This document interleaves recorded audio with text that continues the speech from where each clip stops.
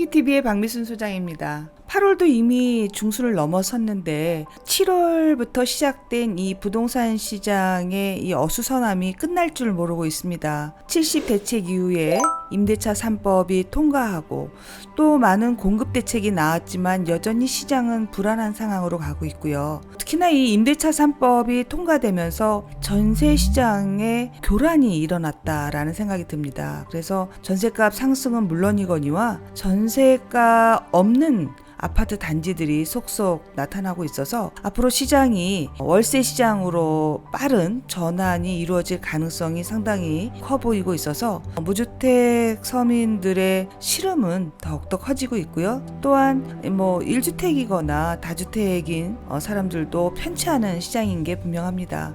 자, 이럴 때일수록 내가 어떠한 부동산을 가지고 있든지 또는 부동산이 있든지 없든지 간에 이 시장을 이겨나갈 수 있는 힘을 기르는 것이 중요하다라는 생각이 들고요. 앞으로 역률의 세미나를 통해서 여러분들이 좀 더 힘을 얻을 수 있기를 기대해 봅니다. 8월 셋째 주 역률의 세미나를 살펴보겠습니다. 첫 번째로 김재일 교수의 부동산 규제의 역설이라는 강의가 있을 예정인데요. 임대차 3법 이후에 임대차 시장이 많이 교란되고 있다라고 말씀을 드렸습니다. 이러한 현상이 언제까지 지속될 것이며 앞으로 우리 부동산 시장이 어떻게 전개될 것인지를 예견해 볼 수 있는 그런 강의다라고 할 수가 있는데, 해외 선진국의 사례를 통해서 임대차 시장의 규제와 집값의 상승 관계를 살펴볼 것이고요. 더불어서 부동산 각 분야의 최고의 수익률을 가져갈 수 있는 상품들을 알아보는 그러한 시간을 가질 예정입니다.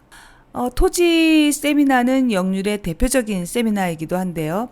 현재 7, 8, 9 계속해서 3기 신도시 탐방과 또 기업도시 탐방을 하고 있습니다. 그래서 대표적인 기업도시로 발전하고 있는 용인, 토지 시장을 살펴보는 용인편이 7월에 이어서 8월에도 계속 강의가 이어질 예정으로 있고요. 또 3기 신도시 특강이죠. 제2의 강남을 예상할 수 있는 하남 토지 시장을 분석해 볼 예정으로 있습니다. 이렇게 강의가 진행이 되면서 많은 사람들의 관심을 받게 되면 그 분야에 또 아카데미를 진행을 하고 있습니다.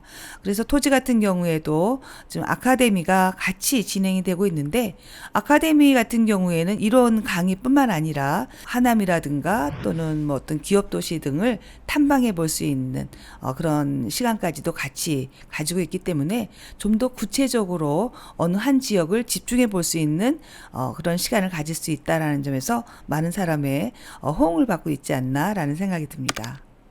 네, 역률의 경매 세미나는 특별하다라고 말씀드렸었는데요. 실제 채권자가 말하는 경매란 이런 것이다라는 주제로 강의가 이루어지고 있고요. 또 경매 강의 역시 많은 사람들의 그 호응을 받으면서 아카데미가 신설이 되었습니다. 그래서 한번 듣는 수업뿐만 아니라 4주 과정의 수업을 통해서 실제로 본인이 원하는 부동산을 찾아보는 좀 심도 있는 공부를 할 수 있는 기회가 생겼기 때문에 세미나뿐만 아니라 아카데미 수업도 같이 진행을 하고 있다라고 할 수가 있습니다. 8월 셋째 주부터는 박미순 소장의 강의도 진행이 되고 있는데요. 앞으로 5년은 용산이다라는 주제로 강의가 이루어지는데, 저 같은 경우에는 10년 트렌드를 내다보는 부동산 투자가 답이다라는 생각을 기본적으로 가지고 있기 때문에 앞으로 10년을 주도하는 트렌드와 용산과의 관계를 한번 짚어볼 것이고요. 용산이라고 한다라면 우리가 동부 이촌동과 같이 고급 아파트촌도 생각을 할 수가 있지만, 아직은 여전히 작은 물건을 통해서도 큰 수익을 가져갈 수 있는 소액 투자가 가능한 지역이기 때문에 그러한 지역들을 찾아보는 시간을 가지려고 합니다. 세미나 엿보기 시간입니다. 오늘 엿보기 할 세미나는 김재일 교수의 단독 다가구 주택 세미나입니다. 단독이나 다가구 주택 세미나는 어떠한 내용을 담고 있는지 우선 한번 살짝 엿보기 하도록 하겠습니다. 철수 아빠가 철수한테 물려줬는데 철수가 말아먹을 때 나와. 그러니까 진짜 강남역, 명동 그런 홍대역 그런 물건들은요 일반 매매로 살 수가 없어요.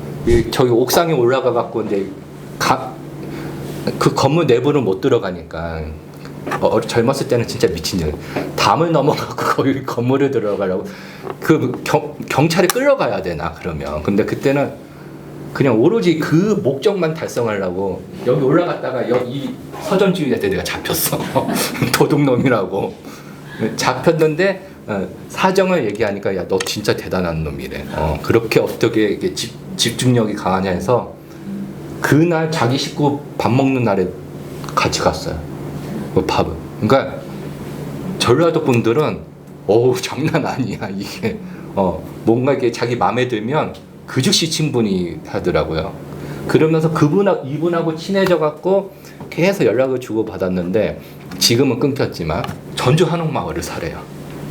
그분이 전주 한옥마을을 제일 사 그랬는데 그 당시에 평당 20에서 50만 원이 채 안 됐어요. 사놔야 된대요 거기를.